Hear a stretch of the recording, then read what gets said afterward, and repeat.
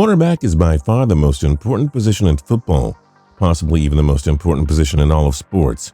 This is why you see so many teams rush to lock down their guy. But a hasty quarterback extension can in some ways be even worse than not having a franchise quarterback in the first place. Even average QBs draw massive deals nowadays, and it often handcuffs the general manager's ability to make other personnel moves. Meaning, if the quarterback doesn't live up to the deal, the franchise is essentially screwed until they can get rid of the guy. So the teams end up with a damned if you do, damned if you don't spot. They can either flounder around waiting for the perfect quarterback, or they can lock in the guy they have and risk ending up in NFL purgatory. Well, and in case you were wondering, NFL quarterback would be that point when your quarterback is good enough to keep you in playoff contention, but not quite good enough to get you over the hump. Many of these quarterbacks that fall into this category are players who have had breakout years, and teams expect them to take the next step. But instead, they find out their signal caller has a ceiling that he just can't break through. Everyone knows these guys like Kirk Cousins or Matt Stafford. They will throw for 4,000 plus yards and put up numbers across the board. But if you poll GMs or fans or anyone really, I doubt you will find many people confident in their abilities to win meaningful games. This is because there is so much that goes into playing quarterback at the NFL level. Arm talent simply isn't enough. Quarterbacks need to be able to lead their team, to get the entire offense on the same page and to serve as a liaison between the coaching staff and the unit. And that is where so many of these guys fall between the cracks. It isn't just Stafford or Cousins, though. There are also some quarterbacks around the league that are just plain overrated, and Green Bay's Aaron Rodgers is one of them. I know what you're thinking. Aaron Rodgers, the 7-time Pro Bowler, the 2-time All-Pro, the Super Bowl champion, how could he be overrated? Let's be clear about this. I'm not saying he's a bad quarterback, but at this point in his career, the media seems completely oblivious to the fact that he isn't that top-tier level quarterback that he once was. And when you compare his production to the perception, it is clear how overrated he has become. Think about this. Mike Sando of The Athletic held a survey of 55 NFL coaches and executives to find out which of the veteran quarterbacks they felt had the highest levels of performance and potential to impact a given game. Sando took the average of the survey results to rank the candidates, and somehow Aaron Rodgers ended up in the number 1 slot. Not Super Bowl MVP Tom Brady or League MVP Pat Mahomes or any of the other deserving signal callers that have carried their respective teams to the playoffs. Aaron Rodgers, the guy who hasn't played in a playoff game since 2016 and is coming off of a 6-9-1 year. I understand everyone still wants to remember when Rodgers finally burst into the scene after the Brett Favre saga and started throwing for 4,000 yards a year. And everyone loved his whole relax, we're going to be okay press conference he gave in Milwaukee back in 2014 after starting the season 1 and 2. I get that he promptly led the Packers to a couple of divisional blowouts of Chicago and Minnesota, as well as wins in 11 of their last 13 games that season. But how long can Rodgers' status in the league live off these rapidly aging accomplishments? I have news for you. It isn't 2010 anymore. The league is loaded with talent at the quarterback position. There are more than a handful of guys that can make those crazy downfield throws on the run like the ones Rodgers made his name on. Guys like Pat Mahomes, Dak Prescott, even Josh Allen can roll out and huck it downfield from time to time. This isn't to say that they're all at Rodgers' physical skill level, but there is more to quarterbacking than just throwing.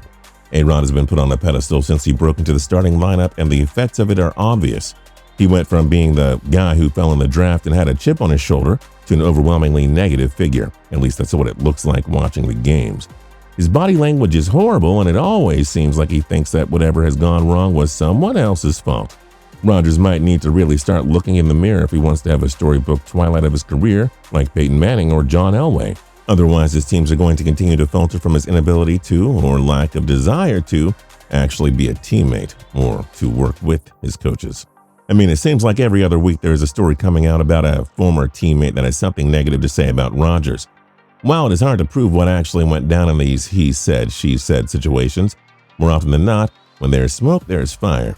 Kabir Bajia-Biamila, a Pro Bowl defensive end that played for the Packers from 2000 until 2009, and was a teammate at Rodgers for 5 seasons, told Forbes magazine that he noticed a stark difference between Rodgers' demeanor after he finally inherited the starting role from Brett Favre in 2008.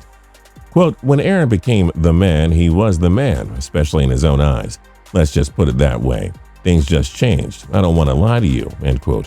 His comments were surprising as former Packers quarterback Brett Favre, who famously retired and unretired multiple times at the beginning of Rodgers' career, was thought to have been the egomaniac in Green Bay. But Bajia-Biamila said that the roles were actually reversed. Quote, "It's hard for me to say this without causing drama, but I will say that between Brett and Aaron, and I'm just being honest here, so do what you want with this. With everything that Brett accomplished, you would think he'd be a little more arrogant, but he was actually more humble. And I felt that Aaron was a little bit more on the arrogant side," end quote. And if it were just one guy making these kinds of comments, maybe you could chalk it up to a bad personal relationship or something, but this was far from being an isolated incident. Two of Rodgers' former teammates on the offensive side of the ball, tight end Jermichael Finley and wide receiver Greg Jennings, both made comments in light of the Packers hiring a new 39-year-old rookie head coach Matt LaFleur. Quote, "He's coachable to a point," Finley said of Rodgers.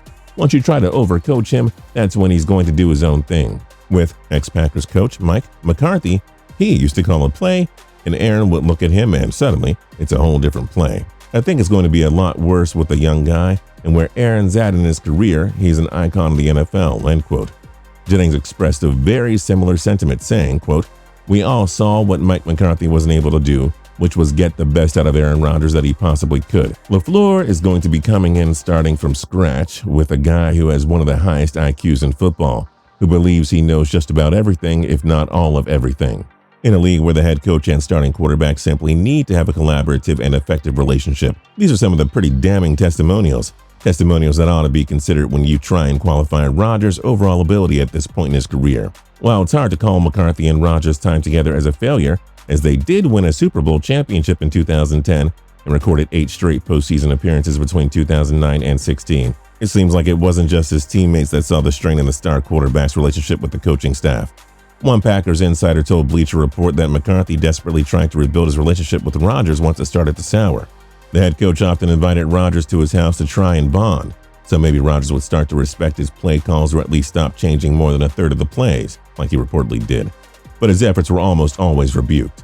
Rodgers apparently just, quote, "didn't want to hear it" and doesn't want to ever be told he's wrong, end quote. That sounds like a guy who was completely unable to get along with his coaches, if you ask me. Much of this Green Bay gossip came out following the hiring of LaFleur, so if Rodgers had any interest in repairing that image or proving that he wasn't a spoiled malcontent, you'd have to think he would have at least tried to establish a good working relationship with the rookie head coach. This could not have been any further from what he proceeded to do. LaFleur was hired in January of 2019, and by June, before he and Rodgers even had their first actual game together, Rodgers was already souring LaFleur in the media because he wasn't happy with the limited control he had at the line of scrimmage. Quote, "I don't think you want me to turn off 11 years. There's stuff that not many people in the league can do at the line. That's not a humble brag, that's just a fact. I mean, obviously Tommy Brady can do it, Peyton Manning could do it, Drew Brees can do it, Patrick Mahomes will be able to do it, Ben Roethlisberger has called the 2-minute for years. There are a few of us who've just done it. It's kind of second nature. And that's just the icing on the cake for what I can do in this offense," end quote. Rodgers clearly thinks very highly of himself, and while he has earned his ego to a degree, the offense looked painfully stagnant over the past couple of seasons. So maybe if he were a little bit more receptive to coaching, LaFleur would be able to revitalize the unit. Matt Ryan and Jared Goff both had career seasons under LaFleur's tutelage after all. While LaFleur was cordial in his response, telling the media that he realized the previous quarterbacks he had in the system weren't Aaron Rodgers, and that he was working on a way to marry Rodgers' desire for control and the audible system that his offense traditionally used. And good for him. Someone has to try and keep the team together up north. It isn't just Rodgers' inability to play nice with coaches and teammates or his declining performance that makes him so overrated. As obvious as this sounds, at the end of the day, to be an effective NFL player, you have to be able to stay on the field. And that is something that has absolutely plagued Rodgers as his career has gone on. Since 2013, Rodgers has broken his collarbone twice, suffered a few concussions, and had a couple of nagging shoulder injuries. And while he only missed 16 games, that is still a full regular season's worth of DNPs. Not only is that a significant amount of time to miss, it also doesn't tell the whole story. Rodgers has endured a variety of injuries that have severely limited his effectiveness. Whether it was the damage he did to his knee in Week 1 of the 2018 season, my knee, or the calf injury that likely cost him and the Packers a chance at winning the 2014 NFC Championship game. These minor injuries end up being almost as detrimental as the ones that actually caused the quarterback to miss time. His inability to stay healthy is particularly devastating when you look at how terrible Green Bay has been without Rodgers. Since he became the full-time starter back in 2008, the Packers are just 5-11-1 in games that Rodgers hasn't played in, giving them a win percentage of just over .300. While it is hard to knock a guy's durability from the couch, the quarterback does deserve some blame for his inability to stay on the field. His exciting playmaking ability that he has used to win so many games just isn't sustainable, especially as you age in the NFL. Rodgers has a bad habit of holding the ball way too long and taking far too many sacks, which has been a direct cause of many of his injuries.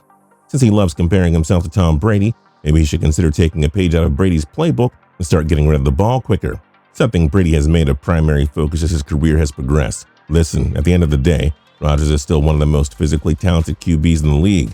There is no denying that. But that doesn't mean he hasn't become overrated.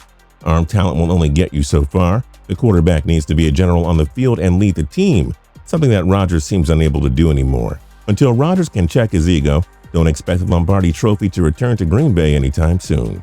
If you're new here and you haven't subscribed yet, then feel free to click the subscribe button down below. If you like the video, then like the video. We'd really appreciate it. And last but not least, don't forget to tune into TPS every single day for more cool videos. We'll see you next time.